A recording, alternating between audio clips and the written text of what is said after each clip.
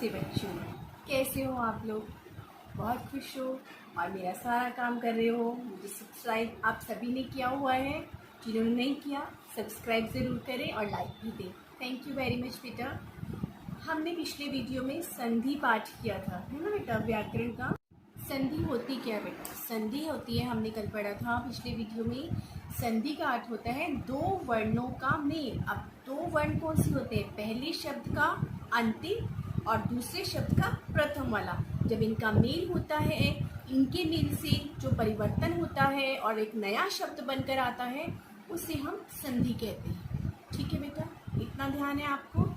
अब मैंने आपको बताया था संधि के 3 भेद होते हैं। कौन कौन से? स्वर संधि, व्यंजन संधि और विसर्ग संधि। ये 3 भेद होते हैं। अब यहाँ देखेंगे बेटा, सबसे पहले आज मैं आपको स्वर संधि को बता रही हूँ। दो स्वरों के मेल से जो परिवर्तन होता है उसे हम स्वर संधि कहते हैं। स्वर संधि के 5 उपभेद हैं। ठीक है बेटा, 5 उपभेद में कौन कौन से हैं? दीर्घ संधि, गुण संधि, वृद्धि संधि, यण संधि और अयादि संधि।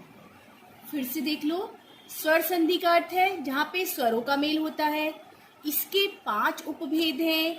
अब 5 उपभेद में सबसे पहले है दीर्घ संधि में बेटा ह्रस्व या दीर्घ स्वर अ, ई, उ के बाद ह्रस्व या दीर्घ स्वर अ, ई, उ आए तो दोनों मिलकर दीर्घ स्वर आ, ई, उ बन जाते हैं।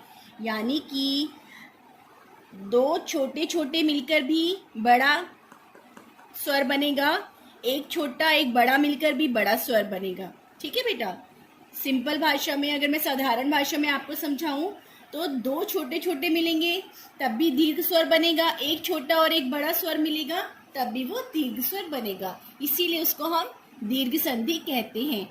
उदाहरण देखिए बेटा, परम जमा अर्थ क्या बना? परमार्थ। अब परमार्थ में देखो बेटा, छोटा आ, ये वाला इस माँ का आ, फिर इस अर्थ का आ, परमार्थ बड़ा आ बन गया। ये देखो परमार्थ। महा जमा आत्मा क्या बना? महात्मा। इसका देखो बड़ा आ यहाँ पे, ठीक है, फिर यहाँ पर भी आत्मा का बड़ा आ तो बड़ा आ बन गया। ठीक है। विद्या जमा अर्थी, अब विद्यार्थी बना। कैसे बना? यहाँ का बड़ा आ स्वर है, फिर यहाँ पे छोटा अ स्वर, बड़ा आ बन गया, दीर्घ अ। गिरी जमा ईश, गिरीश बना। छोटी ई, ये वाली छोटी ई, फिर ये बड़ी ई मिलके बन गई बड़ी ई। वधु जमा उत्सव, वधुत्सव कैसे बना? बड़ा ऊ, फिर ये छोटा ऊ मिलके बड़ा ऊ बन गया। तो ये जो हमारा नियम है, ये दीर्घ संधि का नियम है। यानी जहाँ पर दो छोटे स्वर मिलेंगे तब भी वो दीर्घ हो जाएंगे, एक छोटा स्वर एक दीर्घ स्वर से मिलेगा तब भी वो बड़ा स्वर बन जाएगा, दीर्घ स्वर बनेगा, और दोनों दीर्घ मिलके तो दीर्घ बनेंगे। अब गुण संधि देखो बेटा, गुण संधि का क्या अर्थ होता है? जहाँ पे अ या आ के ई बाद जो ई छोटे ई बड़ी ई आए तो दोनों मिलकर ए में बदल जाते हैं। यानी आ और ई का जो मेल होता है वो हमें ए बना देता है। उसमें ऊ या ऊ आ जाता है अगर, तो वो ओ बना देता है, ओ बन जाता है। अगर री आ जाता है तो वो अर में बदल जाता है। ठीक है। गुण संधि में क्या होते हैं?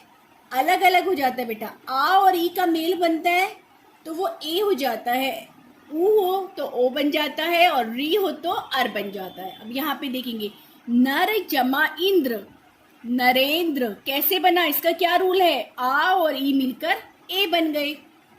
लोक जमा उक्ति, लोकोक्ति कैसे बना? आ और ऊ, ओ बन गया। मैंने यहाँ पे बताया ना आपको, आ और ऊ आए तो ओ बन जाता है। महा जमा ऋषि, महर्षि बन गया बेटा। मैंने बताया जब री आ जाता है तो वो अर में चेंज हो जाता है, वो महर्षि बन गया, अर आ गया। अ जमा री अर। ठीक है। अब जल जमा उर्मी, जलोर्मी बना बेटा। ठीक है। आ और ऊ जो है वो मिलकर ओ बन गए। यहाँ पर है ना, आ या ऊ आते हैं तो वो ओ में चेंज हो जाते हैं। तो जितने भी ये रूल हैं इसके मैंने आपको उदाहरण बता दिए, यानी नियमों के साथ साथ मैंने आपको उदाहरण बताए हैं, मैंने आपको परिभाषा बता दी है। आपको आज सिर्फ ये दो ही समझने थे, दीर्घ संधि और गुण संधि। इसके आगे के हम अगले वीडियो में करेंगे। ठीक है बेटा, आज का हमारा गृह कार्य देख लो बेटा। आप पाठ का नाम डालेंगे, पाठ नंबर पाठ 3 संधि। ठीक है, उसके बाद आपका पहला प्रश्न है संधि किसे कहते हैं, यानी आप इसमें संधि की परिभाषा लिखेंगे जो मैंने आपको पिछले वीडियो में समझाई थी। फिर आप संधि के कितने भेद हैं नाम लिखेंगे, मैंने ये भी पिछले वीडियो में आपको समझाया है संधि के कितने भेद हैं।